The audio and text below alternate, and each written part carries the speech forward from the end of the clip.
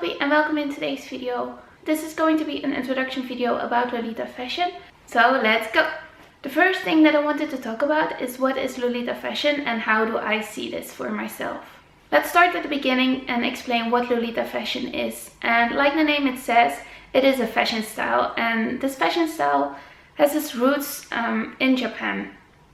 And if we go look at it specifically, it's Harajuku, which is a place in Tokyo. But I will not go into any details about the Japanese historical aspects of it. It is inspired by the Victorian era and the Victorian dresses that there were back in that time. So with the beautiful lace details and the ruffles on the bottom of the dresses and the bustle skirts, which are the big skirts at the back of their dresses. And all that has a royal feeling to it. So everything is elegant and classy. Like for example, if you look at the older paintings where the royals all painted, you can see they have beautiful details around the neck, gorgeous clothes.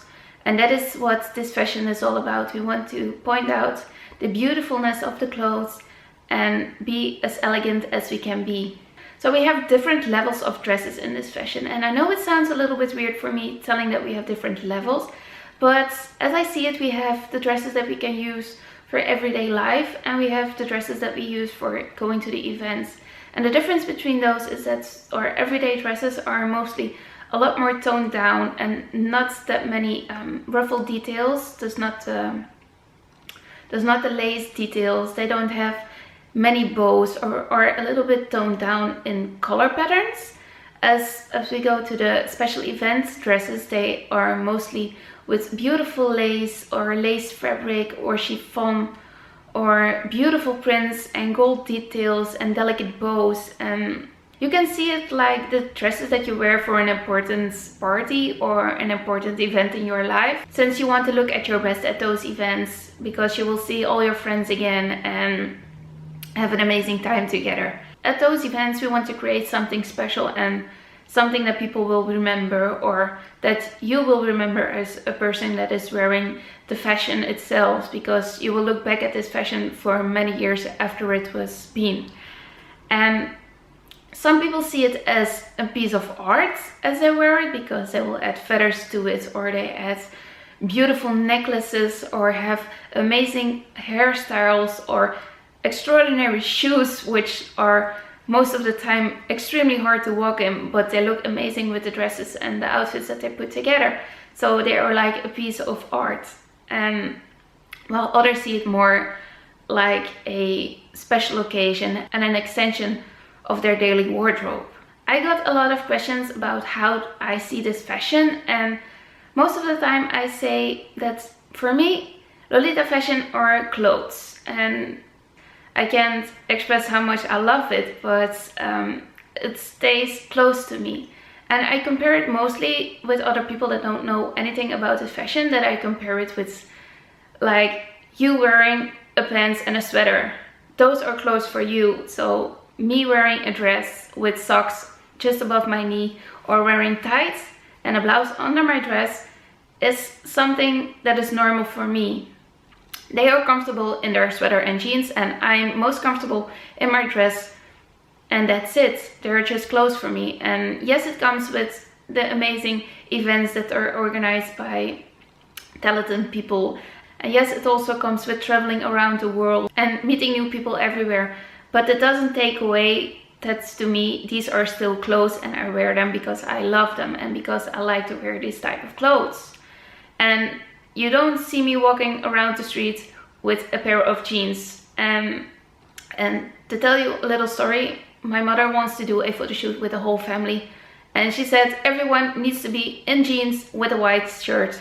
And I was like, hell no. I'm not going to wear a pair of jeans and a white blouse in order to fit the photo, because I needed to buy a white shirt and a pair of jeans just for one photo. I was like, can't I just wear a normal dress, because I feel most comfortable in a dress? And she was like, okay, you can wear your dress. So if you don't feel comfortable in something, why force it onto someone else?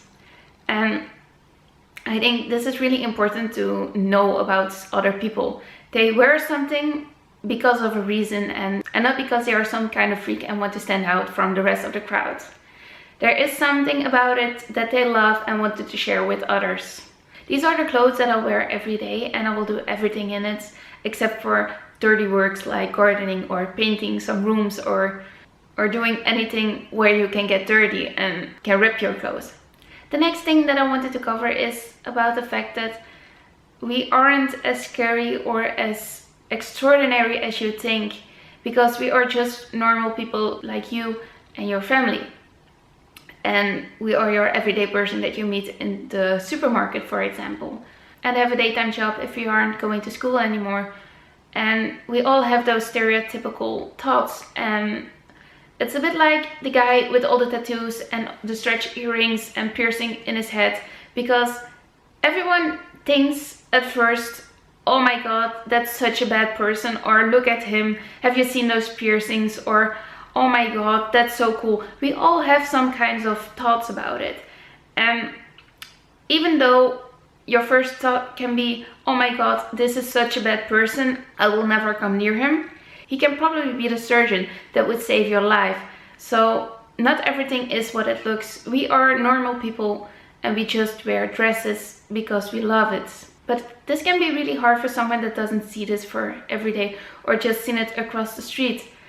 So some of us go to school and are students to become a doctor, while others are studying to become a game designer, or we all have our own dreams and we all have our own inspiration. As I look at myself, I am 28 years old now and I work in a nursing home where I take care of elderly.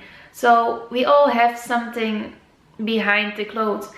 So some of us even have kids and still wear this fashion, so there is no age limit. It will go from the age of 14, for example, to 50 years up.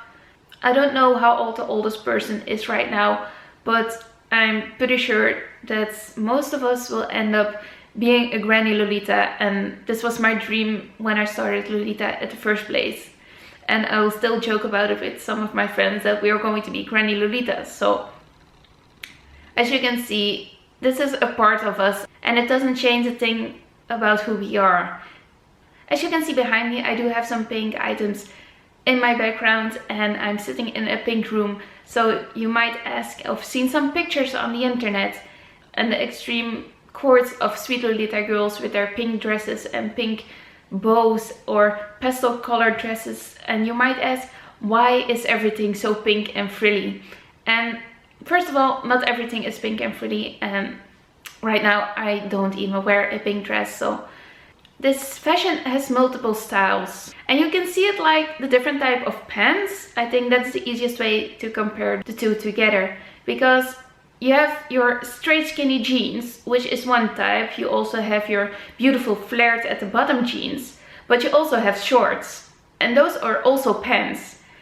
So you have a wide range of pants, but it's still in the same category as pants. I know it's really weird to compare pants and dresses together, but it does make sense, because within Lolita fashion you have the different styles. And yes, one of them is very pink and very frilly and very out there and very loud, to be honest, and it's also one of the styles that I like to wear as well, and that is sweet Lolita. And this is a style that is most recognizable for outsiders, so this is something that they will see on the internet. If they Google Lolita fashion, this is probably one style that stands out the most, because the other styles can be loud but are most of the times a little bit toned down. And that is because of the color palettes. Sweet Lolita has a pastel color palette with loud colors like pinks and purples and yellows. While when we are going to the classic Lolita sides, it has more earthy tones and it's a lot calmer. And some say it's the grown-up style from Lolita.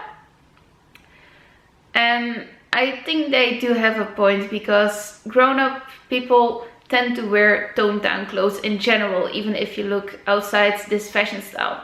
If you take a picture on the streets, most of the time you will see blues on the bottom and then with maybe a red jacket, but mostly green or brown. It's just more toned down. Well, the sweet Lolitas are all about the colors and the lighter tones.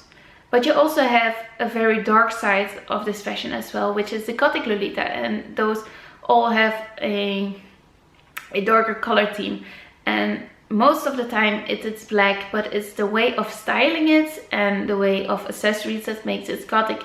Most of the time it has a religious feeling to it. So, but even though there are different styles of this fashion, and even though we stand out a lot in the crowd just wearing a printed dress, it doesn't stop people from thinking that you are a little bit weird or a little bit crazy for wearing those dresses. They will always think, that's something that I haven't seen before, and that looks a bit weird, or that looks a bit crazy.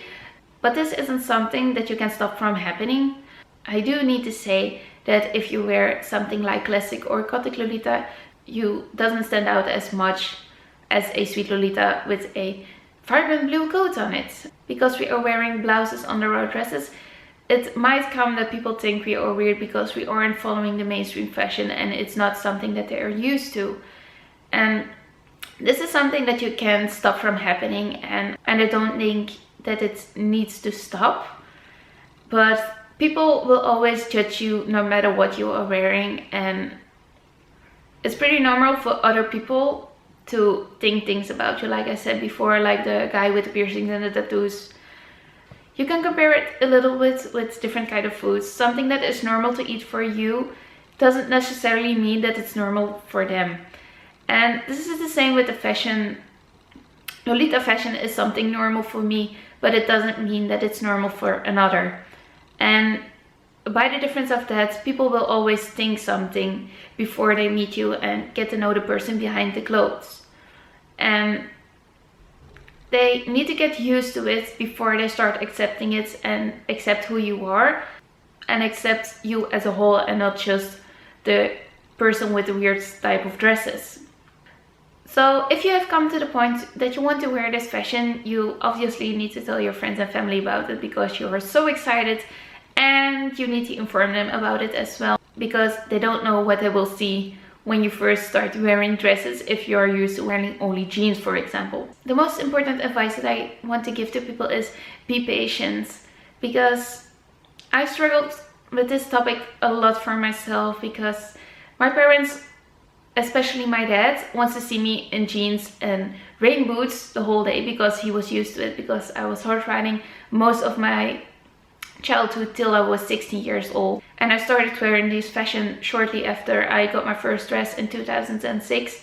So it took me almost 8 years to get some sort of acknowledgement from my father, and that my mother is starting to get used to it and wants to go out with me while I wear these dresses. I don't need to go out with her while wearing a wig and a big giant bow on my head, but I'm taking baby steps, and that's the most important thing. And also give them some time to get used to it. I wasn't going full out in my first skirt, and I took really baby steps. So, and it's also important to be honest about why you want to wear this fashion and what it is that you love about it. And since it took me quite some time to get to this point where I am now with the relationship with my parents about this topic, I think they understand now that it wasn't a teenage phase that I was in, but that this is something who I am, and that this is a part of me. It is difficult to address this topic to your parents because it is going to bring a change with it. Like I said, don't go full out with your first outfit like a giant head bow or 50 little bows in your head because you love sweet Lolita, or going for the chunky platform shoes that were popular back in the days, but even start with smaller things if you aren't allowed to buy your first pieces of clothes. Start with a little bow in your hair, that they get used to the idea that you are wearing something girly and frilly, because most of the time they aren't familiar with the fact that you want to wear something frilly and more extravagant than your everyday style that you're wearing right now. And especially if you're still living with your parents, or if you're under the age of 18, you aren't allowed to buy things from the internet. So you always need your parents' permission to buy something online. Whether you have your own bank account or not, you still need the permission from your parents. It is really important to go in conversation with your parents if they don't approve your choices that you're making right now, and ask them what it is that they don't like about this fashion. And with those conversations you can start to figure out what exactly it is, what they don't like about this fashion. Maybe it is the type of dresses, like the ones with the bunnies on. Maybe they don't like bunnies on dresses, but maybe they do like the floral design of a gorgeous Innocent World dress, for example. Or they don't like the amount of lace on one of baby's dresses. You can find, with those little details that you collect from that conversation, how you can include it into your own fashion style and into your courts to make them parents approved. Because that way you can find a midway into still wearing this fashion and still being on good terms with your parents, which is really important. But also save up for your own clothes and don't rely on your parents, especially if they don't support you. I know it's hard to save up some money if you're still going to school or if you're underage, but most of the people I know do get some allowance every week or every month. And if you save those up, or even if it's just birthday money or money from gifts, you can save those individual coins in a little piggy bank.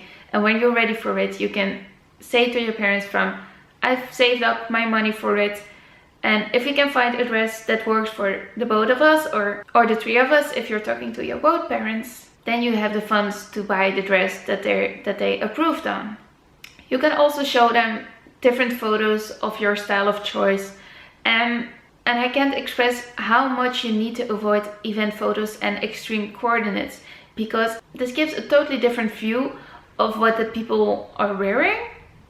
Because like I said, the event courts or the extreme ones are for special occasions, and most of the time we're not dressing like that. We are just wearing a blouse with a dress over it and maybe a head bow into our hair.